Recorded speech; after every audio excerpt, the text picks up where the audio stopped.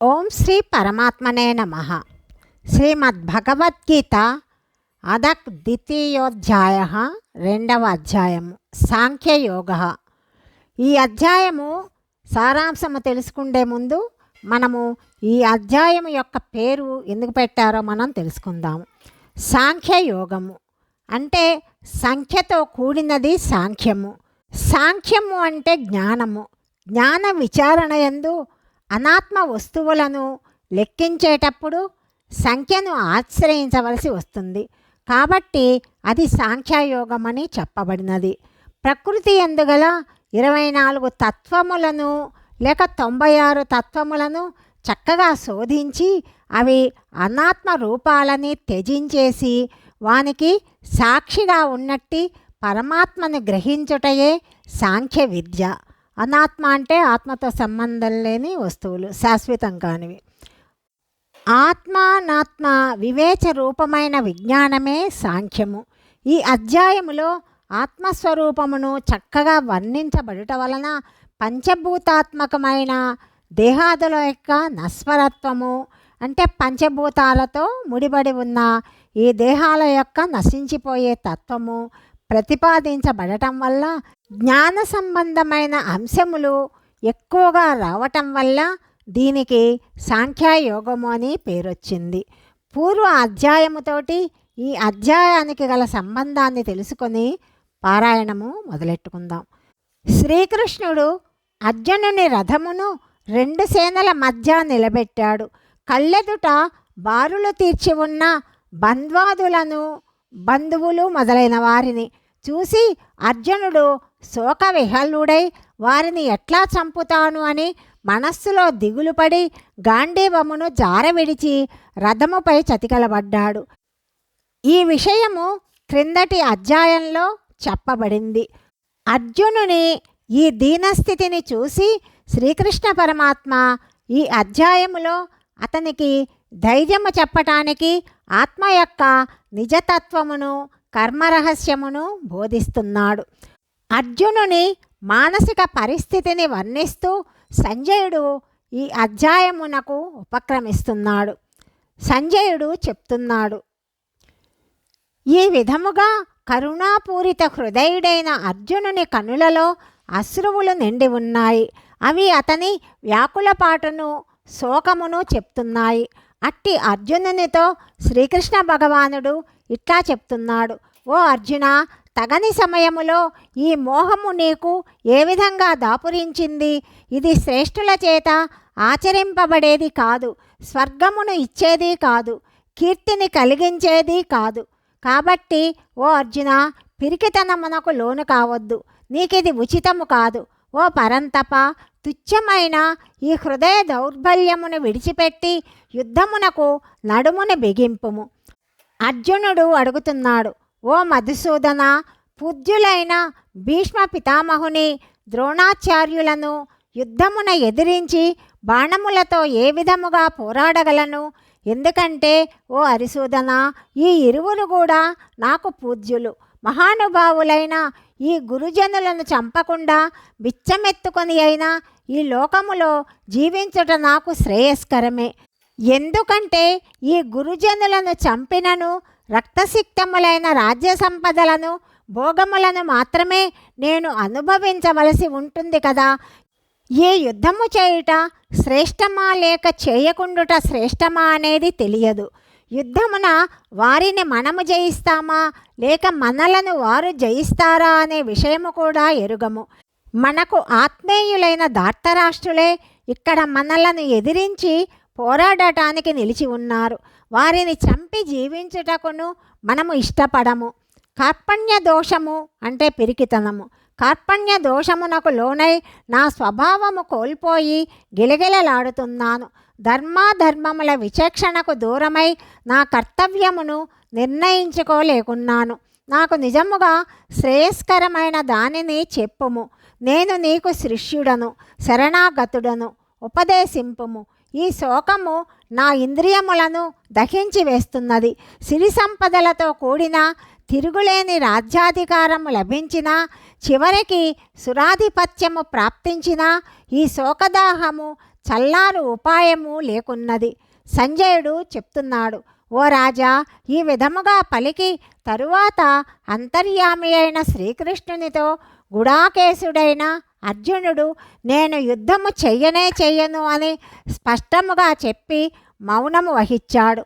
ఓ ధృతరాష్ట్ర, ఉభయసేనల మధ్య శోక సంతప్తుడైన అర్జునుని చూసి శ్రీకృష్ణుడు మందహాసముతో ఈ విధముగా అంటున్నాడు, ఓ అర్జున, శోకింపదగని వారి కోసము నీవు శోకిస్తున్నావు. పైగా పండితునిలాగా మాట్లాడుతున్నావు, అంటే జ్ఞానిలాగా మాట్లాడుతున్నావు. పండితులైన వారు ప్రాణములు పోయిన వారిని గూర్చి కానీ ప్రాణములు పోని వారి గూర్చి కానీ శోకింపరు.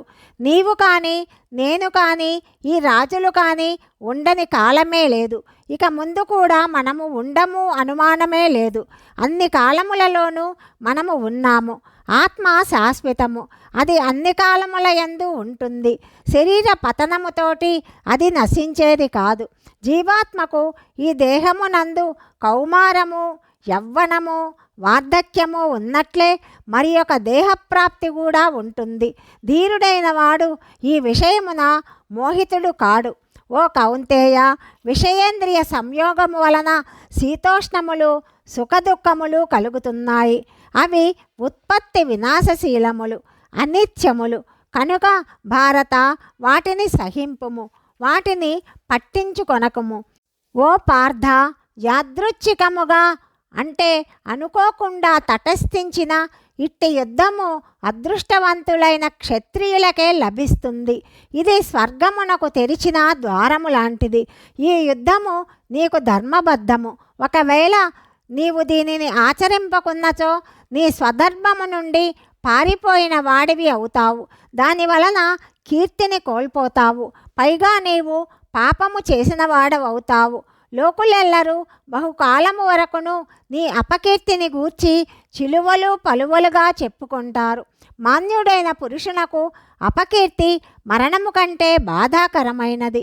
ఈ మహారథుల దృష్టిలో ఇప్పుడు నీవు మిక్కిలి మాన్యుడవు. యుద్ధ విముఖుడవైనచో వీరి దృష్టిలో నీవు ఎంతో చులకన అవుతావు. అంతేకాదు, నీవు పిరికివాడవై యుద్ధము నుండి పారిపోయినట్లు వీరు భావిస్తారు. నీ శత్రువులు నీ సామర్థ్యమును నిందిస్తూ నిన్ను గూర్చి పెక్కు అనరాని మాటలు అంటారు. అంతకంటే విచారకరమైన విషయము ఏముంటుంది? ఓ అర్జున, రణరంగమున మరణించినచో నీకు వీరస్వర్గము ప్రాప్తిస్తుంది. యుద్ధమును జయించినచో రాజ్యభోగములను అనుభవిస్తావు. కాబట్టి కృతనిశ్చయుడవై యుద్ధమునకు లెమ్ము. జయాపజయములను, లాభనష్టములను, సుఖదుఖములను సమానముగా భావించి యుద్ధ సన్నద్ధుడవు కమ్ము. అప్పుడు నీకు పాపములు అంటనే అంటవు. ఓ పార్థ, ఈ సమత్వ బుద్ధిని ఇంతవరకును జ్ఞానయోగ దృష్టితో చెప్పాను. ఇప్పుడు దానిని కర్మయోగ దృక్పథముతో వివరిస్తాను, వినుము. దానిని ఆకలింపు చేసుకొని ఆచరించినచో కర్మబంధము నుండి నీవు ముక్తుడవవుతావు. ఈ నిష్కామ కర్మయోగమును ప్రారంభించినచో దీనికి ఎన్నటికీ బీజనాశము లేదు. దీనికి విపరీత ఫలితములే ఉండవు. పైగా ఈ నిష్కామ కర్మయోగమును ఏ కొంచెము సాధన చేసినా అది జన్మ మృత్యురూప మహాభయము నుండి కాపాడుతుంది. ఓ అర్జున, ఈ నిష్కామ కర్మయోగమునందు నిశ్చయాత్మక బుద్ధి ఒక్కటే ఉంటుంది. కానీ భోగాసక్తులైన వివేకహీనుల బుద్ధులు చంచలములై ఒక దారి తెన్ను లేక కోరికల వెంట నలువైపులా పరుగులు తీస్తూ అనంతంగా ఉంటాయి. ఓ అర్జున, వివేకహీనులైన జనులు ప్రాపంచిక భోగములయందే తలముంకలై ఉంటారు. వారు కర్మఫలములను ప్రశంసించు వేదవాక్కుల యొక్క భాష్యార్థములయందే ప్రీతి వహిస్తారు. వాటి అంతరార్థముల జోలికి పోరు. స్వర్గమునకు మించినదేదీ లేదని, అదియే పరమ ప్రాప్యమని వారు భావిస్తారు. క్షణికములైన ప్రాపంచిక భోగైశ్వర్యముల యందలి ఆసక్తితో వివిధ సకామ కర్మలను ప్రోత్సహిస్తూ ప్రీతిని గూర్చి ఇచ్చకపు పలుకులు పలుకుతారు. ఆ ఇచ్చకపు మాటల ఉచ్చులో పడిన భోగైశ్వర్యములందు ఆసక్తులైన అజ్ఞానుల బుద్ధులు భగవంతుడు లక్ష్యముగా గల సమాధి యందు స్థిరముగా ఉండవు.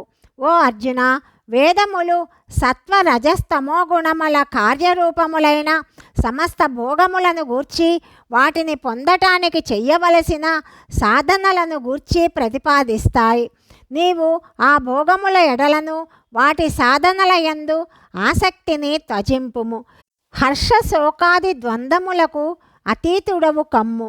హర్షము అంటే ఆనందము, శోకం అంటే దుఃఖము. ఈ రెండిటికి నువ్వు అతీతుడవవు. నిత్యుడైన పరమాత్మయందే స్థితుడవు కమ్ము.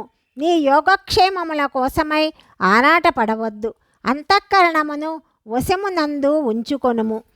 అన్ని వైపులా జలములతో నిండి ఉన్న మహాజలాశయము అందుబాటులో ఉన్నవారికి చిన్న చిన్న జలాశయము వలన ఎంత ప్రయోజనమో, పరమాత్మ ప్రాప్తి నంది పరమానందమును అనుభవించు బ్రహ్మజ్ఞానికి వేదముల వలన అంతే ప్రయోజనము.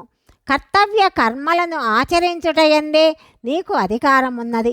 ఎన్నటికీ దాని ఫలముల యందు లేదు. కర్మ ఫలములకు నీవు హేతువు కారాదు. కర్మలను మానుటయందు నీవు ఆసక్తుడవు కారాదు. అనగా ఫలాపేక్ష రహితుడవై కర్తవ్య బుద్ధితో కర్మలను ఆచరింపుము. ఓ ధనంజయ, యోగస్థితుడవై ఆసక్తిని విడిచిపెట్టి సిద్ధి అసిద్ధులయడ సమత్వ భావమును కలిగి ఉండి కర్తవ్య కర్మలను ఆచరింపుము. ఈ సమత్వ భావమునే యోగము అంటారు.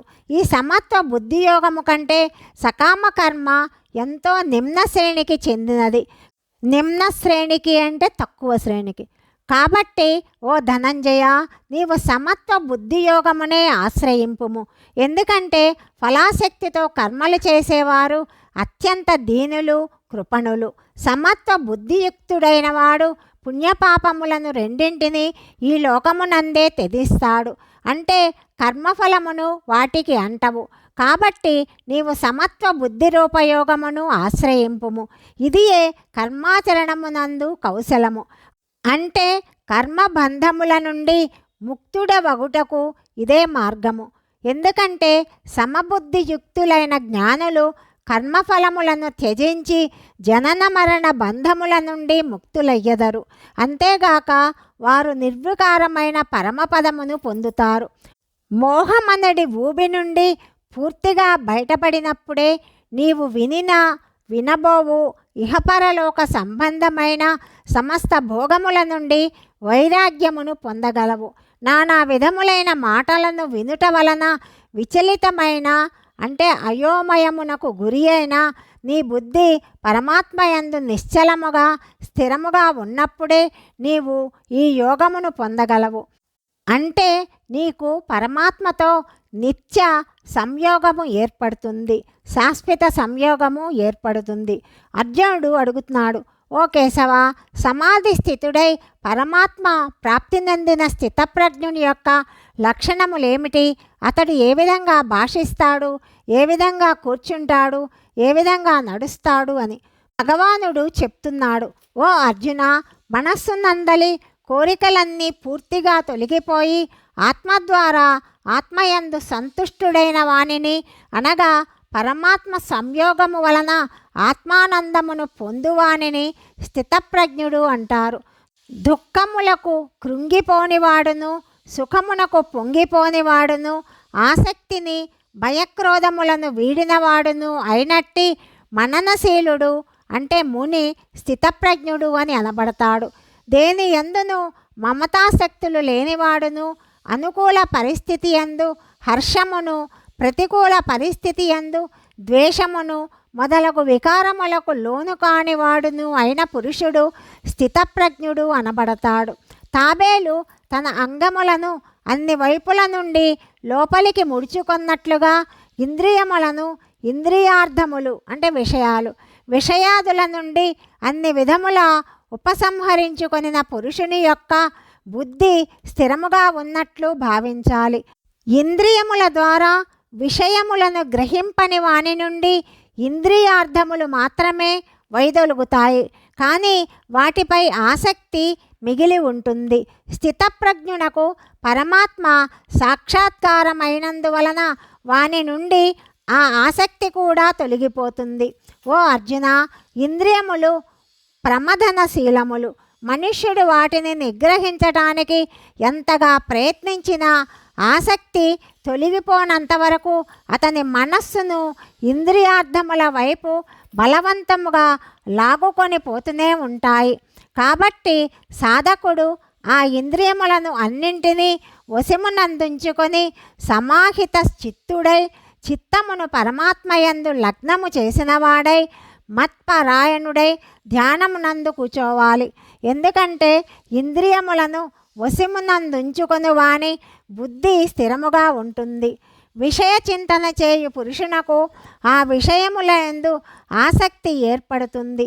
ఆసక్తి వలన ఆ విషయములను పొందటానికి కోరికలు కలుగుతాయి. ఆ కోరికలు తీరనప్పుడు క్రోధము ఏర్పడుతుంది. అట్టి క్రోధము వలన వ్యామోహము కలుగుతుంది. దాని ప్రభావమున స్మృతి చిన్న భిన్నమవుతుంది. స్మృతి భ్రష్టమైనందువలన బుద్ధి అనగా జ్ఞానశక్తి నశిస్తుంది. బుద్ధి నాశము వలన మనుష్యుడు తన స్థితి నుండి పతనమవుతాడు. అంతఃకరణమును వశమునందుంచుకొనిన సాధకుడు రాగద్వేషరహితుడై ఇంద్రియముల ద్వారా విషయములను గ్రహించుచున్న మనశ్శాంతిని పొందుతాడు. మనఃప్రసన్నతను పొందిన వెంటనే అతని దుఃఖములన్నీ నశిస్తాయి. ప్రసన్న చిత్తుడైన కర్మయోగి యొక్క బుద్ధి అన్ని విషయముల నుండి వైదొలిగి పరమాత్మయందు మాత్రమే పూర్తిగా స్థిరమవుతుంది. ఇంద్రియములు మనస్సు వశమునందు ఉండని వానియందు నిశ్చయాత్మక బుద్ధి ఉండదు. అట్టి అయుక్త మనుష్యుని అంతఃకరణమునందు ఆస్తిక భావమే కలుగదు. తద్భావహీనుడైన వానికి శాంతి లభించదు. మనశ్శాంతి లేని వానికి సుఖము ఏ విధంగా లభిస్తుంది? నీటిపై తేలుతున్న నావను గాలి నెట్టేస్తుంది. అలాగే ఇంద్రియార్థములయందు సంచరించి ఇంద్రియములలో మనస్సు ఏ ఒక్క ఇంద్రియముతో కూడినా ఆ ఒక్క ఇంద్రియమే మనోనిగ్రహము లేని మనుజుని బుద్ధిని అంటే విచక్షణ శక్తిని హరించి వేస్తుంది. కాబట్టి ఓ అర్జున, ఇంద్రియములను ఇంద్రియార్థముల నుండి అన్ని విధములుగా పూర్తిగా నిగ్రహించిన పురుషుని యొక్క బుద్ధి స్థిరముగా ఉంటుంది. నిత్య జ్ఞానస్వరూప పరమానంద ప్రాప్తియందు స్థితప్రజ్ఞుడైన యోగి మేల్కొని ఉంటాడు. అది ఇతర ప్రాణులన్నింటికీ రాత్రితో సమానము. నశ్వరమైన ప్రాపంచిక సుఖప్రాప్తికై ప్రాకులాడుచు ప్రాణులన్నీ మేల్కొని ఉంటాయి. అది పరమాత్మ తత్వమెరిగిన మునికి మననశీలునకు రాత్రితో సమానము. సమస్త దిశల నుండి పొంగి ప్రవహిస్తూ వచ్చి చేరిన నదులన్నీ పరిపూర్ణమై నిశ్చలముగా ఉన్న సముద్రమును ఏమాత్రము చెలింప చేయకుండానే అందులో లీనమవుతాయి.